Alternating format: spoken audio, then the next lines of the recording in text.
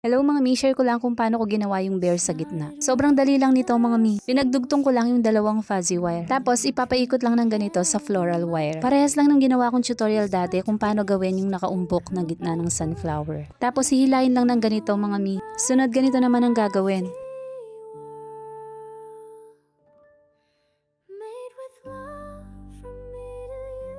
Tapos lalagyan ng hot glue sa dulo. Kailangan ding lagyan ng fuzzy wire ng ganito para hindi kumalas.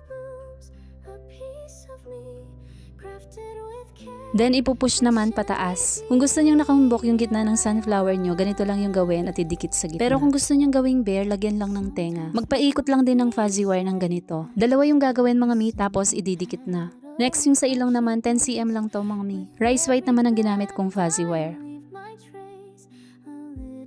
Tapos naglagay na ako ng mata. Para mas maganda yung itsura mga mi, gamitan nyo ng triangle nose na ganito. Tapos ididikit nyo na lang sa gitna. Ganun lang kadali mga mi. Lalagay ko na lang sa comment yung ginamit kong materials. Thank you for watching.